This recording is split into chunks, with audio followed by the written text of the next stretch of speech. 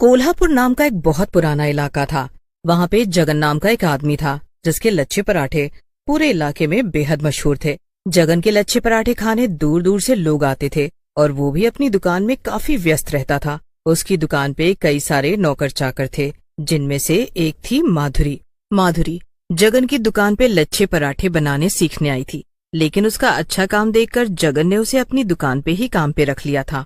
क्या बात है जगन भाई, आपने माधुरी को भी अपने लच्छे पराठे बनाने की कला सिखा दी है। अब तो ये आपके जैसे ही पराठे बना लेती है।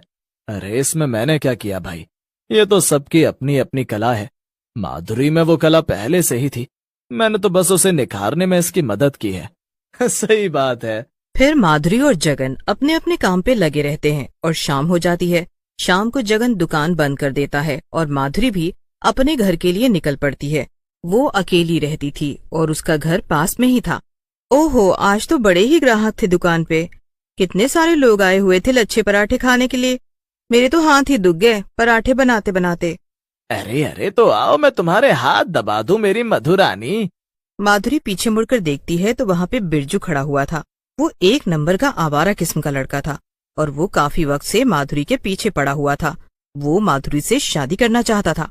अरे तू फिर आ गया लफंगा, तुझे कितनी बार समझाया है कि मुझसे दूर रहा कर, लेकिन तुझे तो बात समझ में ही नहीं आती है। अरे क्यों भड़क रही हो तुम मधु, कभी कभार जरा प्यार से भी बात कर लिया करो ना। अरे मेरी जूती करे तुझसे प्यार से बात। और क्या ये मधु मधु लगा रखा है? मेरा नाम माधुरी है, माधुरी। फिर माधुरी गुस्से में वहाँ से चली जाती है और बिरजू हंसते हुए खुद से कहता है, अरे मेरी प्यारी मधु, कब तक मुझसे भागती रहेगी? एक न एक दिन तो तुझे मुझसे शादी करनी ही होगी। मधु बिरजू से बहुत परेशान थी।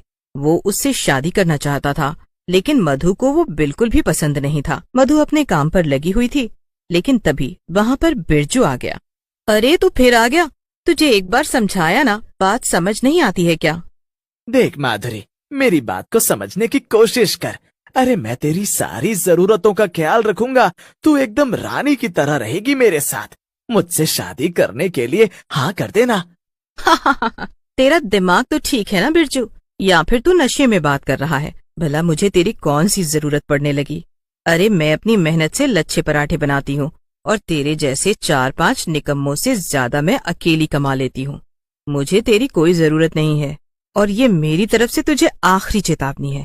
अब अगर तू मुझे दोबारा नजर भी आया ना, तो मैं पुलिस स्टेशन में तेरी शिकायत दर्ज करा दूंगी, समझा? इतना कहकर माधुरी वहाँ से चली गई, लेकिन बिरजू को बड़ा अपमानित महसूस हो रहा था। माधुरी ने उसे निकम्मा कहकर उसके मुंह पर एक बड़ा तमाचा मारा था। ये माधुरी तो बहुत ही घमंडी निकली। कहाँ मैंने इसे रानी बना के रखने के सपने देखे थे और कहाँ इसने मुझसे दुश्मनी मोल ले ली है। तो फिर ठीक है, बहुत घमंड है ना इसे अपने लच्छे पराठे बनाने के काम पर। अब मैं भी देखता हूँ कि ये पराठे कैसे बनाएगी। अगले ही दिन बिरजू ने अपने इरादों को अंजाम देने की ठान ली। उसे पता था कि लच्छे पराठों का आटा माधुरी ही गूंथती थी और इसीलिए वो सुबह जल्दी उठकर माधुरी के घर के बाहर पहुंच गया। माधुरी ने आटा बनाकर रख दिया था और दुकान पर जाने के लिए तैयार हो रही थी। यही सही मौका है, जल्दी से जाकर अपना काम कर देता हूँ।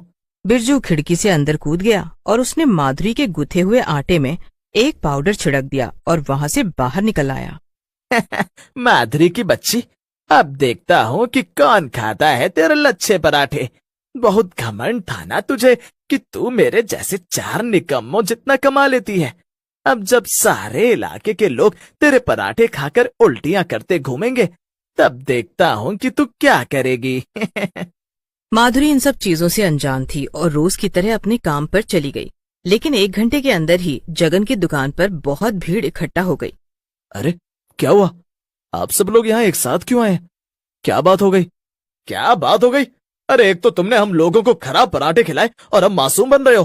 तुम्हारी वजह से कितने ही लोगों की तबीयत बहुत ज्यादा बिगड़ गई है। क्या?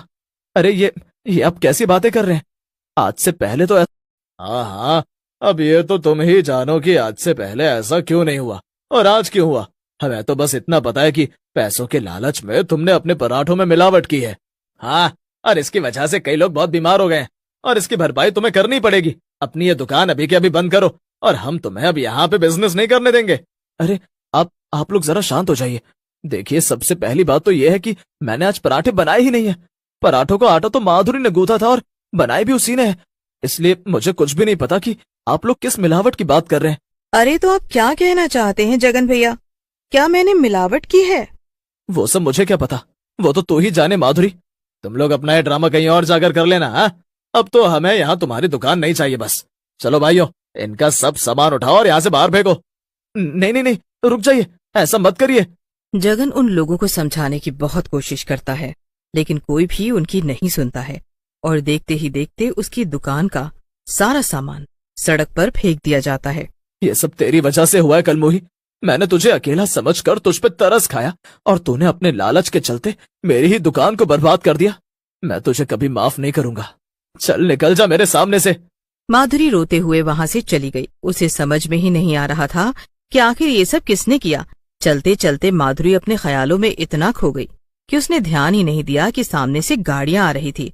अचानक से माधुरी के सामने एक कार आ गई और माधुरी को टक्कर मारकर चली गई। कार वाला टक्कर मारकर भाग गया था और लोग माधुरी को हॉस्पिटल ले गए, लेकिन उसे बहुत तेज चोट लग गई थी और आखिरकार उसकी मौत हो गई।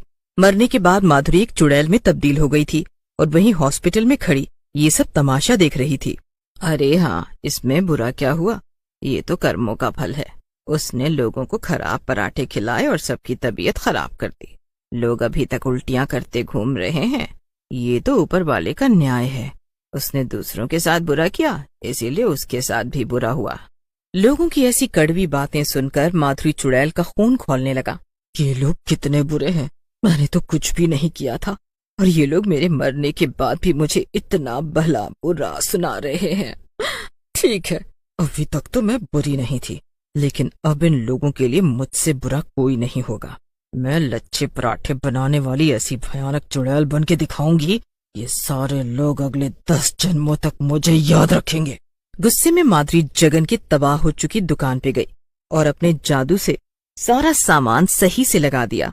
फिर वो अंदर जाकर लच्छे पराठे बनाने लगी। आसपास के कुछ लोगों ने उसे देखा तो वो दुकान पर आ खड़े हुए। चुड़ैल ने पलटकर उस आदमी को देखा। उसकी सिट्टी पिट्टी गुल हो गई। वो आदमी भागने की कोशिश करता है, उसके पहले ही चुड़ैल ने उसे पकड़ लिया। तुम लोगों ने मेरा बहुत दिल दुखाया है, अब मैं किसी को नहीं छोड़ूंगी। एक एक करके सबसे बदला लूंगी, लेकिन सबसे पहले तू खुद आया है मरने के लिए, इसीलिए मैं तुझे और भी खास मौत दूंगी। चुड़ैल गुस्से में एक बड़ा सा लच्छा पराठा उठाती है और उस आदमी के मुंह में ठूंस देती है। ये ले, खा और खाकर मर जा। मेरे पराठे मिलावटी नहीं थे, लेकिन अब मेरे यही पराठे तुम सबकी मौत का कारण बनेंगे। चुड़ैल गुस्से में उस आदमी के मुंह में पराठे ठूंसती ही जा रही थी और वो आदमी सांस तक नहीं ले पा रहा था। आसपास कई लोग जमा हो गए थे और वो भी ये भयानक नजारा देख रहे थे, लेकिन किसी की भी हिम्मत नहीं हो रही थी कि वो चुड़ैल को रोक सके। तभी वहां पर जगन आ गया। ये सब क्या हो रहा है? माधुरी, क्या ये तुम हो? हाँ, मैं ही हूँ और मैं अपना बदला ले रही हूँ। माधुरी, हम दोनों के ही साथ गलत हुआ है। तुम्हें भी अपने काम से हाथ धोना पड़ा और मेरी भी दुकान बर्बाद हो गई, लेकिन मुझे माफ कर दो। औरों की तरह मैंने भी तुम पर शक किया। मैं उस वक्त इतना ज्यादा परेशान हो गया था कि मुझ में बिल्कुल भी धीरज नहीं बचा था और मैंने तुम्हें उल्टा सीधा कह दिया। लेकिन मैंने पता लगा लिया है कि मिलावट किसने की थी। बिरजू ने। जगन की बात सुनकर चुड़ैल के साथ साथ वहां खड़े सभी लोग परेशान हो जाते हैं। जगन की बात सुनकर चुड़ैल का गुस्सा 7वें आसमान पर था। उसने जगन से कहा, जगन भाई, मुझे अभी के अभी उस बिरजू के पास ले चलो, मैं उसे नहीं छोड़ूंगी। मगर जगन के साथ जाने से पहले माधुरी कई सारे लच्छे पराठे बना लेती है और उसे पैक करके अपने साथ ले जाती है।